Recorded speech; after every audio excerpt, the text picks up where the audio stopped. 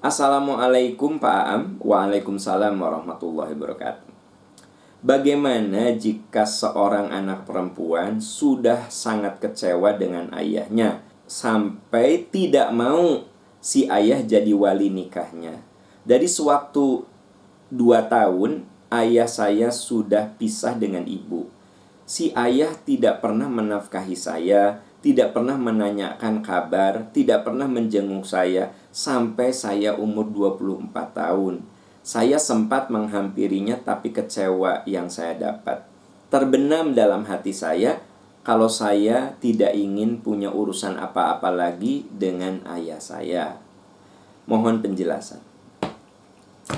Ya, pertama, Anda marah ke ayah, Anda kecewa ke ayah seperti itu dalam batas kewajaran. Saya garis bawahi, itu dalam batas kewajaran. Dan tolong ini diperhatikan bahwa kita boleh pisah sama istri kita, boleh cerai sama istri, sama suami, tapi jangan salah kalau kita punya anak, maka anak itu tetap menjadi kewajiban ayahnya. Kewajiban ayah tidak selesai dengan cerai. Kewajiban ayah terus berkelanjutan sampai anak itu mandiri. Nah, Anda sebagai anak perempuan, ketika ibu Anda bercerai saat usia 2 tahun sampai sekarang usia 24 tahun, ayah Anda nggak pernah peduli.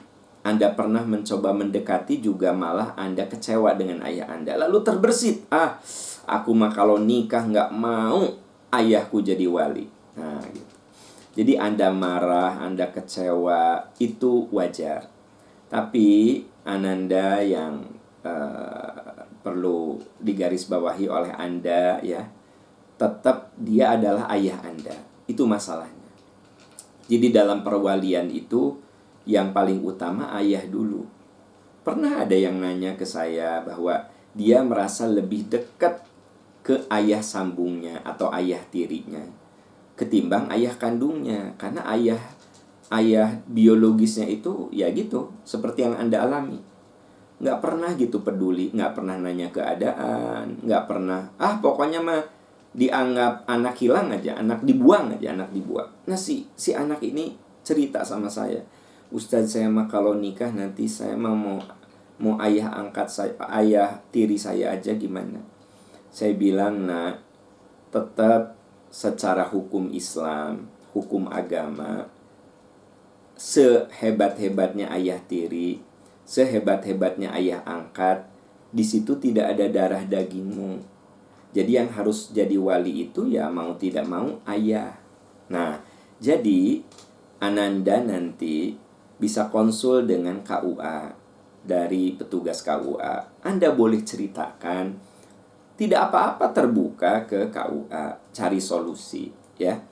Nah, kalau kata KUA kalau begitu bisa pakai wali hakim.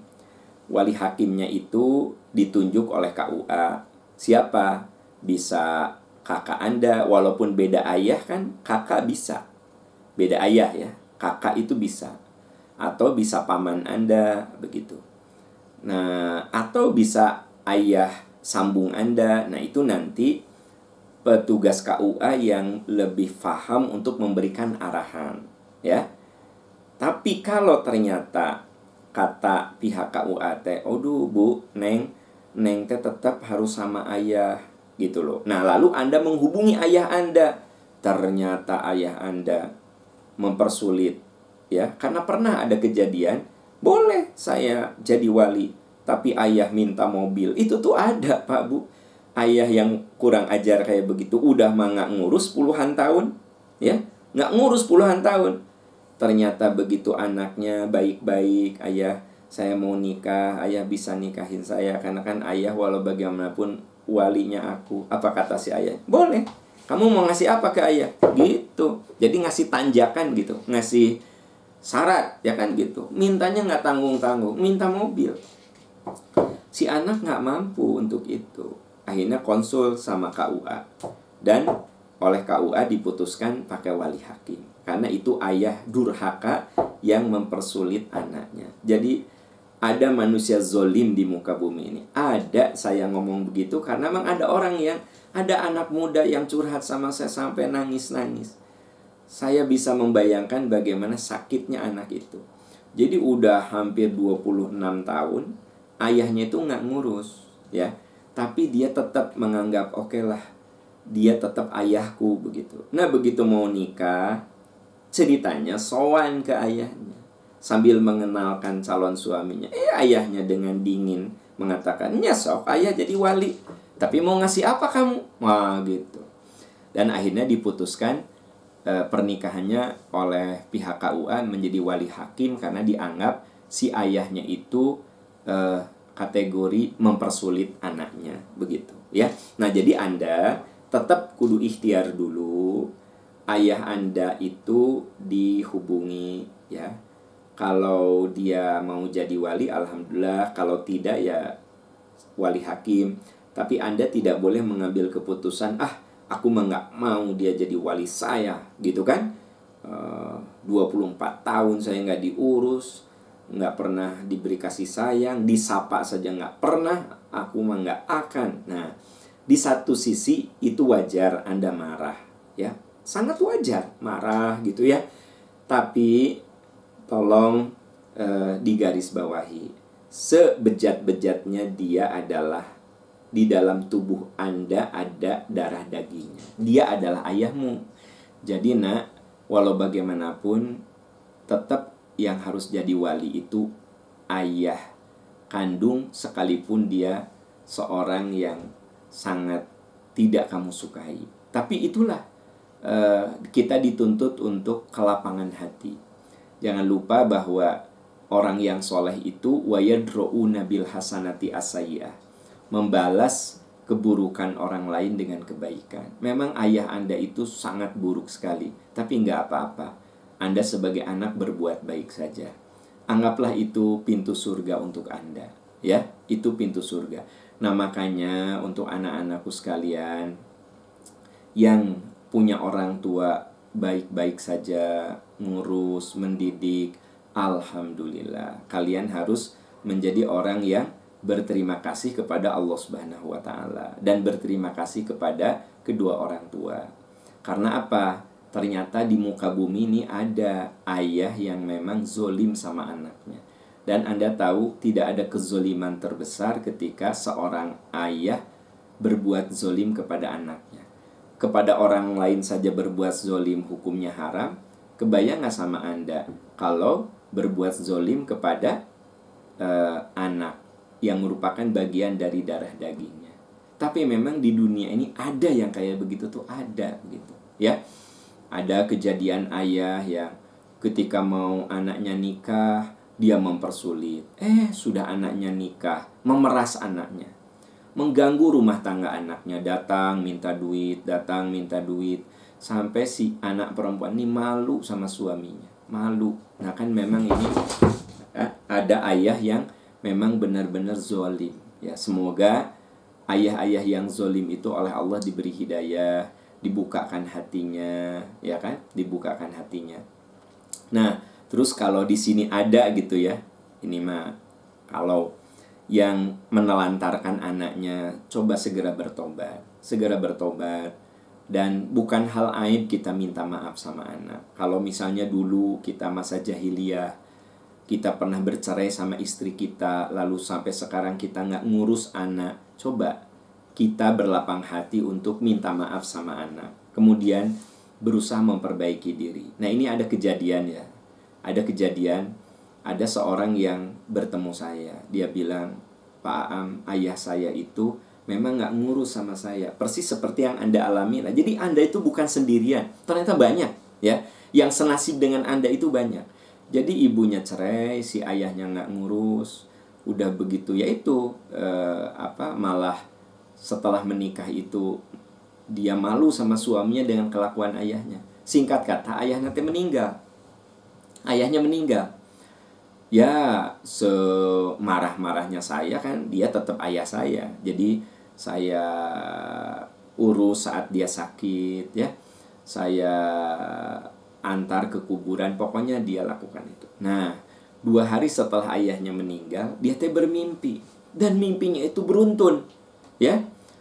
Jadi waktu malam ketiga dia bermimpi, ayahnya itu wajahnya sangat-sangat menderita, sangat-sangat sedih. Lalu dia bilang, "Neng, tolong ayah. Ayah haus, ayah lapar, ayah panas, Neng tolong ayah." Nah itu hari ketiga setelah ayahnya meninggal tuh dia mimpi begitu. Hari keempat mimpinya persis sama. Hari kelima mimpinya persis sama. Hari keenam, kebayang gak sama Anda? 5 malam beruntun mimpinya sama. Ayah haus, ayah lapar, tolong ayah, gitu ya. Sampai akhirnya dia ketemu saya di pengajian. Sambil menangis si teteh itu. "Ustadz, ini teh apa ya? Saya teh 5 hari mimpinya sama seperti itu." Saya cuma jawab begini, "Ya sudah, doakan saja ayahmu."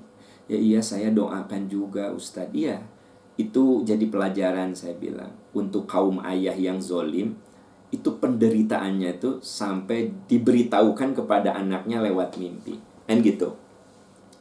Nah ini ngeri lah pokoknya. Orang zolim itu mengerikan. Kalau makanya Nabi mengatakan, "Iyyakum wadzulma fa inna dzulma dzulumatun yaumal qiyamah." Jauhi oleh kamu kezoliman, apalagi kezoliman kepada anak, ya, apalagi kezoliman kepada anak yang merupakan darah daging kita. Fa inna dzulumat, karena fa inna dzulma, karena kezoliman itu dzulumat, akan jadi kegelapan baik di alam kubur ataupun di alam akhirat. Jadi ketika ayahnya itu berteriak, "Ayah panas, ayah haus, ayah lapar, Neng tolong ayah, Neng tolong ayah," sampai katanya saya terbangun. Lalu saya tahajud dan saya mendoakan ayah saya. Malam kedua begitu sampai 5 malam beruntun. Dan yang aneh apa? Sama mimpinya kayak begitu coba. Nah ini ya pelajaran lah untuk kita bapak-bapak, ibu-ibu. Jangan sampai kita termasuk orang yang zolim pada darah daging kita. Zolim kepada orang saja dosa besar. Ini zolim kepada anak kita. Anak tidak dinafkahi, ya. Anak tidak dipedulikan, anak dibiarkan. Waduh, ya Allah, itu kezoliman yang luar biasa. Saya seringkali berulang-ulang, kita tuh boleh cerai sama istri. Itu boleh, makanya ada dalam Quran surat At-Tolak itu kan bicara tentang talak. Boleh, kalau itu dianggap solusi terbaik. Kalau itu dianggap, tapi please jangan sampai cerai kita sama istri, kemudian kita menzolimi anak kita. Kita sebagai ayah tetap wajib menafkahi, kita wajib membimbing, kita wajib memperhatikan, kita wajib memberikan penghargaan.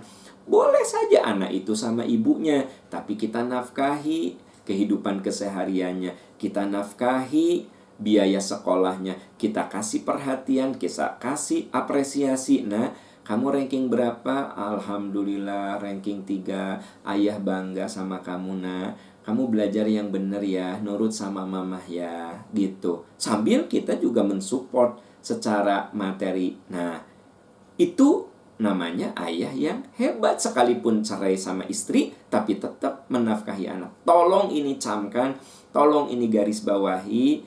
Karena kezoliman terbesar adalah ketika kita zolim kepada darah daging kita, gitu ya. Oke, wallahu a'lam bishawab. Wallahu a'lam bishawab. Dan semoga Allah Subhanahu wa taala melindungi, jangan sampai kita berbuat zolim pada anak cucu kita, berbuat zolim pada darah daging kita sendiri.